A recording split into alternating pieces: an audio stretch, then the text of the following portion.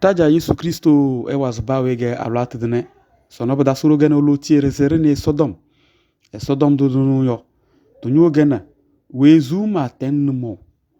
ke denge yo jenet na ya luk sin ya luk ze benyin lide ba maresi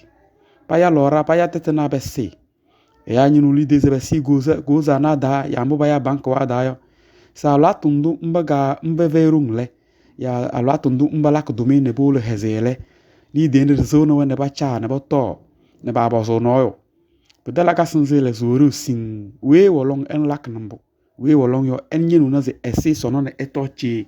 ele don bozo genesi li de na ba pen wa nyinu ze maresi nya lora nya tetna nzi yo ndin mazo buli ni de nyi yam yo yawe ndin mazo buli ni ze menzi ko wele le menji yanguki la yo durozi menze baba dema eiziko yo bdema ayo zubab de teyo mbio ewo mbio tumna kalza ne wizu wana eda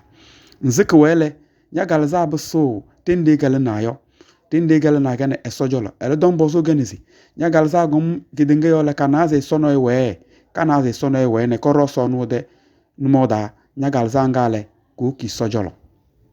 bio tanangone gowu ngulu ngulazi nya bana ne nwe numongu gani Yesu den mo yo mbio Jean 14 le verset 6 da po yo du bereze Yesu yo duzi mengen tuvunum mengen wizu no e buzuwolo e soda gewi ada ne bundunu le etengene mo yo bio tanangune nenwo nyinu lide senzi zingondo ya marese sebo ko bu wasan ya mbu penwo nyinu bu kan nyim zo no zo ngongba de bu wasan yo ma zebele nya galza yo rozi menze kelele mangalza woki na alwat nele ngbanye di nje Yesu numo mo na kuyo no be ken so na no telna za numo ngole ke ha wezu maten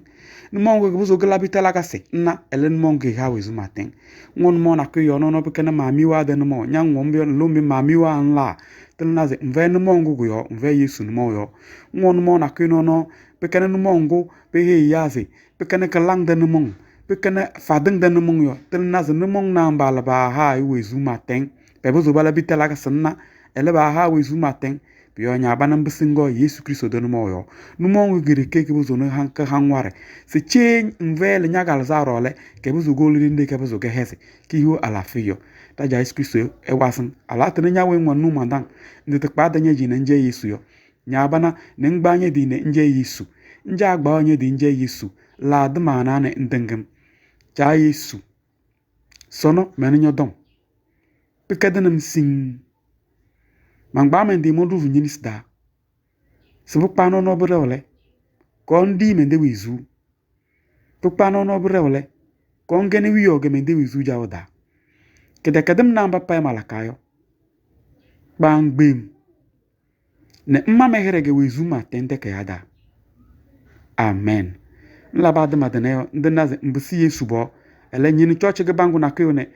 ngolo ne mbaze no esodom beri ele ngwana bosu tana na beze ngulakele mbuzun ya gangala fogone biyo 92 39 88 82 taja Yesu le ezolung sin yo amen.